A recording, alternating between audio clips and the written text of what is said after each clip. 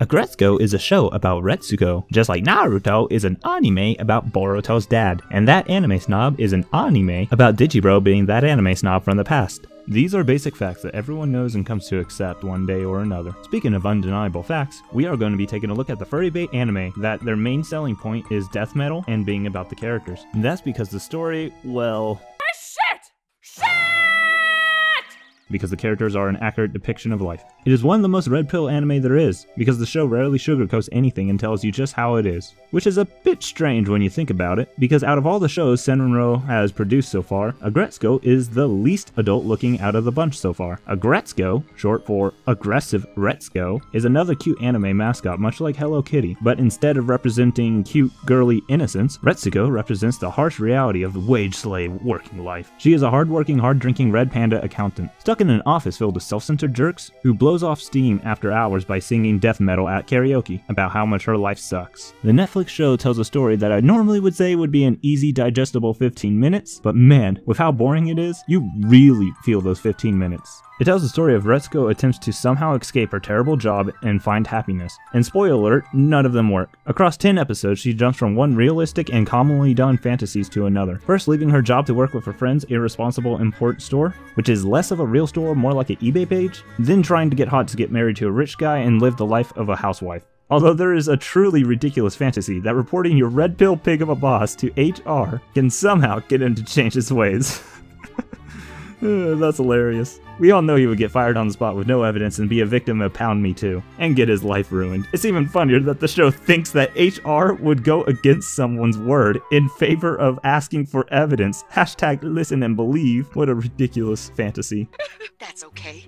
Your tears say more than real evidence ever could. In every single one of these situations, Retsuko is smacked down by reality of that life is just hard, but there are lots of easy outs for that, and she fails at all of them.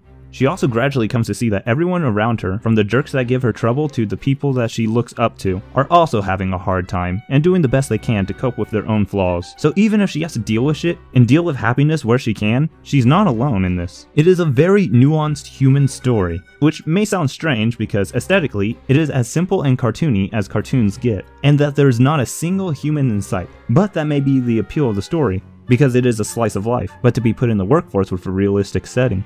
Like lazy coworkers who use their seniority to make you do their work for them, or catching feelings for someone who literally has no emotion at all and doesn't really care for anyone. Hi, how are you? Which is just as valuable as a subject for simplification cartoon lessons, such as dealing with bullies or getting a dog or getting glasses for the first time. But there are things no one sits down to talk out in that way. As adults, we are just expected to figure out everything out on our own. But Aggretsuko tries to fix that by providing a helpful, friendly, easygoing, and entertaining manner. That gives a show a lot of value, and as we all know, a show that has value automatically makes it good. Because if you can see a little value in any show, that makes it good. Now watch as I make 30 videos about SAO being bad, even though it has value. Every character at the start is revealed as a flat character, but gets development as they get screen time. Even though this happens in almost every anime, and I am just a hack trying to sell you something that sounds deep, but is very basic when you really think about it, because characters getting development is so rare inside stories. Speaking of the characters, did you know the characters are the main appeal of this show? I say that because it certainly isn't the story, or lack thereof. Most slice of life don't really have a story, so they use the characters to drive the story instead. Not inherently a bad thing, but when all the characters seem like they should put down the feminist literature, man up, or watch Mad Max Fury Road.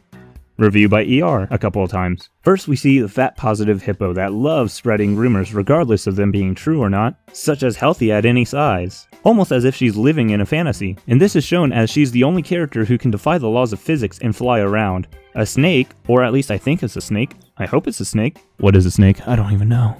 Who is so weak that she breaks her wrist trying to open up a jar, while also trying to make people's lives a living hell for her own amusement and to be lazy. There's so many things wrong with that sentence. There's a girl that goes out to work but doesn't do any of the work. All she does is predictably take photos of herself and her food and post it to her Instagram, and thinks she is helping everyone around her by making the boss happy. But she actually doesn't, considering that she gets him to have other people take over her work for her. Which begs the question, why not just become a Twitch thought? From what I hear, they make good money copy striking PewDiePie. I'm gonna copy strike this guy. Just for that word, you're gonna copy strike him. Yo! You're a fucking cunt. Video, like Shut right the fuck now. up. He I have somebody that copy strike hits a company. That's called collab.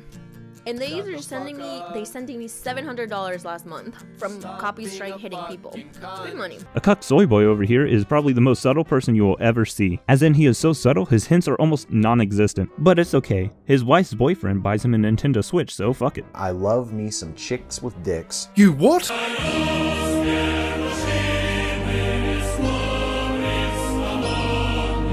I mean, it sounds like they both can go work at Twitch.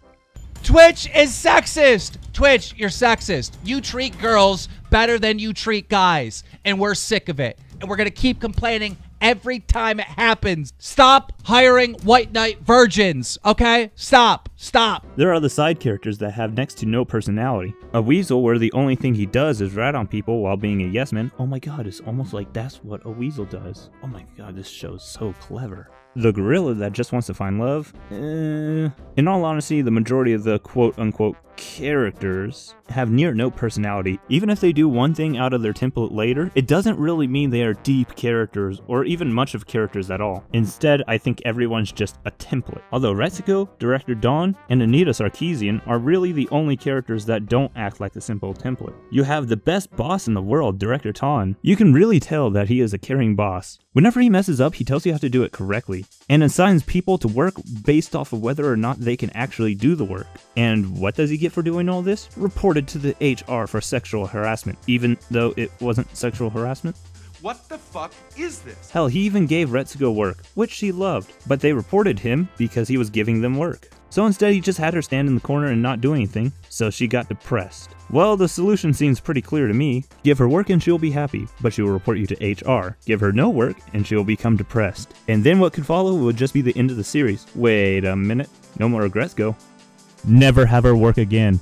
Retsuko is an average self-insert character. Nothing really good, nothing really bad about her. Dealing with your average everyday problems at work, which is kinda exactly what Slice of Life needs, so she does the job of a protagonist well for Slice of Life. While Anita over here, as much as I dislike her character and think how they built her is beyond dumb, she still has more characterization than most of the characters inside the show. I understand that the joke of the show is to be very one note of a character, and then give them a single scene to show that they aren't that. But for one, that is a retarded concept because the build up to it is still them being a very one-note character until that scene, meaning the vast majority of the characters only have a single aspect to them until that single scene. The second thing about this is that they can't even do that correctly. I would have been more lenient if they properly pulled it off, but they didn't.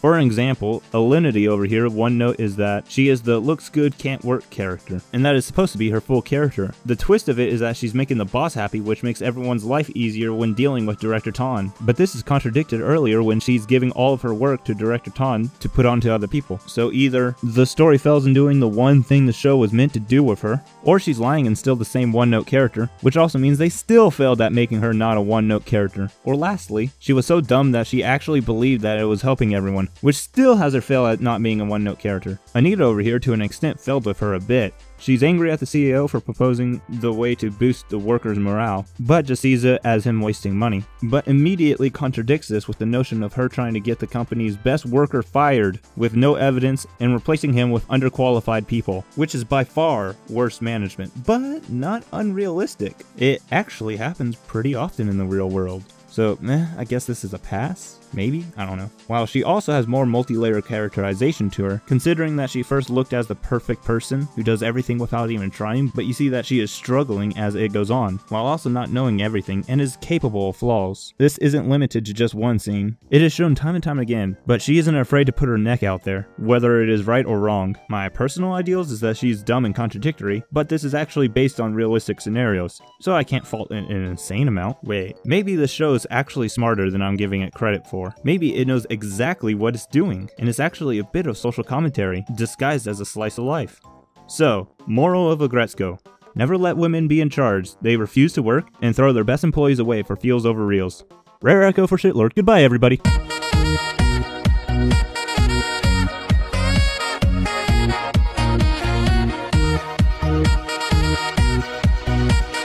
Seriously, if you want a decent death metal comedy, just watch Metalopolis. At least they knew how silly they were being.